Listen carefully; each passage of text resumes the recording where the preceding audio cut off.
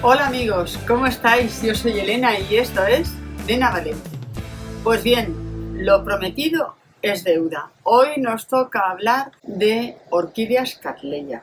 Qué preciosas son, qué colorido y qué floraciones más espectaculares nos ofrecen. Realmente son unas plantas bastante rústicas y ahora sí que lo puedo decir con todo conocimiento de causa, porque aquí esta jabata de Cattleya y esta otra, esta fue un regalo de Tomás Martínez, el presidente de la AOB. Le tengo mucho cariño y ha ido creciendo, engordando en casa y ya nos está formando aquí una espata floral. Os he contado que este verano ha sido tremendo, fatídico en Zaragoza y yo creo que en todos los sitios. Bueno, pues esta jabata ha aguantado aquí fuera en la terraza más de 40 grados de temperatura durante el día, a la sombra, si es cierto, con vaporizaciones y no le ha faltado agua, pero ahí que nos ha dado este año esta hoja nueva, que es la que está formando la espata, y aquí tiene otra nueva también. Esta es un cruce entre la Elia y Cattleya. Esta sí que la tengo dentro de casa, con lo cual su crecimiento es mucho más lento, pero tanto su raíz, que está aquí desarrollándose con un brote nuevo, ahora os haré foto porque no sé si se aprecia bien, aquí tiene un brote nuevo y aquí tiene otro, con lo cual estoy muy contenta porque son dos de las grandes supervivientes de este verano. Os pondré al final del vídeo el genocidio que ha sido en mi casa, el calor extremo tan seguido y nuestras vacaciones, que este año han sido por diferentes circunstancias más largas de lo habitual, y si bien me han venido a regar las plantas, pues bueno, ellas también echan en falta ese mimo, esa persona que las cuida habitualmente, la ventilación, la aireación y demás. Bueno, pero no me enrollo, vamos al lío y vamos a hablar hoy de cattleyas. ¿Por qué nos vuelven locos estas cattleyas? Pues porque son plantas, pues como estaba diciendo, muy rústicas de cuidado y sin embargo sus floraciones son espectaculares. Incluso hay diferentes variedades que son perfumadas. La mayoría de las cattleyas son epífitas, o sea, nacen en su hábitat natural colgadas de ramas de los árboles, no en tierra, no en sustrato, sino agarradas a los árboles. Por eso podemos ponerlas y cultivarlas en corchos o en tejas sin ninguna dificultad. También nos indica eso, el que sean epífitas, que les gusta un sustrato aireado, que no se apelmace y que circule aire y sea un poquito suelto. Por eso siempre hablaremos de sustrato para las cattleyas de granulometría de gruesa a media y que permita bien la aireación de las raíces. ¿Veis? Incluso si perforamos las macetas, pues todavía mejor. Iluminación. Les gusta mucho la luz.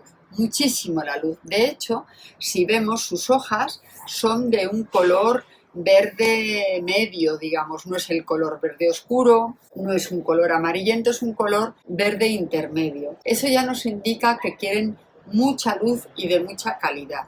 Si tenemos un lugar a la sombra, podremos tenerlas incluso fuera gran parte del año si el rango de las temperaturas en el lugar donde vivimos entra en lo aceptable. Si no, algunos meses las tendremos que entrar para adentro, sobre todo en el frío, ubicadas en un lugar muy luminoso.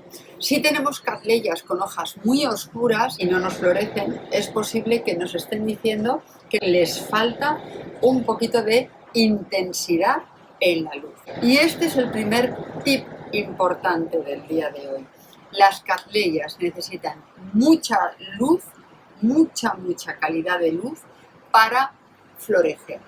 Con lo cual, o la tenemos al lado de una ventana o directamente le buscamos un lugar al exterior a la sombra.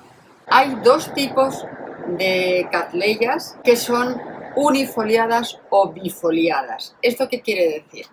Las cattleyas hacen estos pseudobulbos, que son donde reservan agua y nutriente, como muchas otras de las orquídeas. Según la variedad de Cattleya que sea, pues serán más gruesos, serán con las hojas más altas o menos, eso ya depende del apellido que tengan, pero estos pseudobulbos pueden terminar en una hoja o en dos. Hay unifoliadas, como es este caso, o puede ser que tuvieran aquí otra hojita enfrentada, y entonces serían bifoliadas. Normalmente se dice que las que son unifoliadas son un poquito más rústicas que las bifoliadas porque aguantan un rango de temperatura un poquito más abierto, pero cualquiera de las dos son impresionantes. Temperaturas, ¿qué rango de temperaturas tienen?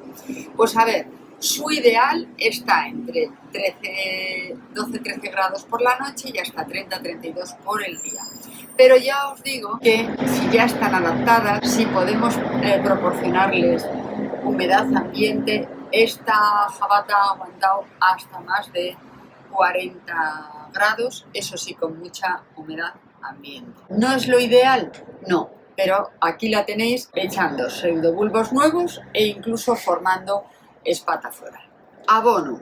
Estas plantas vamos a abonarlas durante prácticamente todo el año, siempre con un abono en muy baja dosificación y alternando, por ejemplo, un riego con abono y 1 o 2 de agua sola, para que no concentremos muchas sales minerales en el sustrato. Tan malo es que no me abonen nunca como que me abonen en exceso. El riego, les gusta riegos profundos, que empapes bien el sustrato, pero luego dejes secar bien el sustrato entre riego y riego. Por eso es una de las candidatas a que te acostumbres definitivamente a sopesar tu planta para reconocer cuándo el sustrato está ya sin humedad o cuando todavía permanece húmedo. Ante la duda, espérate un par de días más a regar.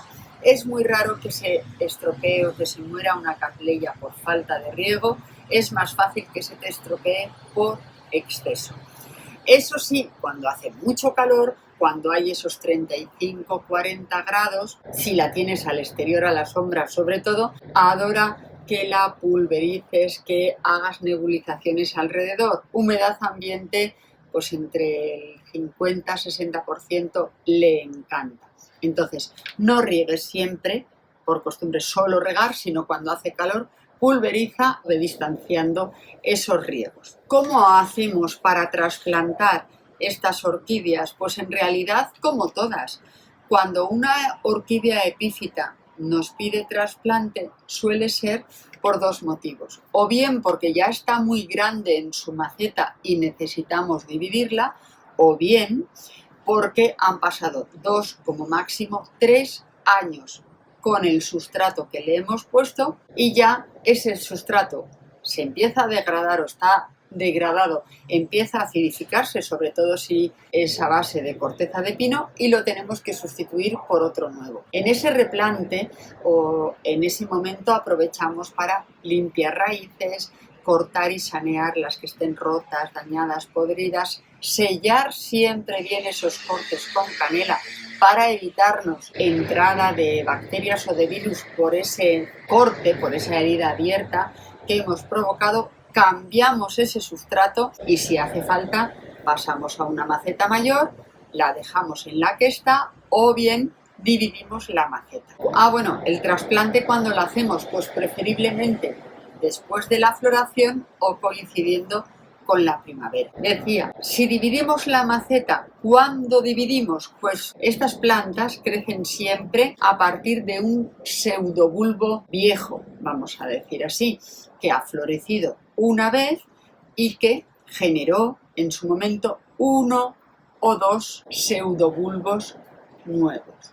Esos pseudobulbos nuevos florecen y vuelven a generar nuevos pseudobulbos, que es este que tengo aquí. Este es el más viejo de este otro lado, dio este, que luego ha dado este otro. En fin, siempre partimos de uno o varios pseudobulbos viejos que formarán uno o dos pseudobulbos nuevos ese año. Esos pseudobulbos nuevos son los que darán flor y cuando la maceta esté llena podremos irlos dividiendo o replantando. A mí me gustan las macetas bien llenas, con lo cual esta se va a quedar todavía aquí al menos un año más. Pero ¿cuándo podríamos separarlos? Pues siempre en grupos de al menos 3 pseudobulbos o 5 pseudobulbos para asegurarnos que puedan ir avanzando y siempre tenga alguno veterano y puedan formar alguno más joven.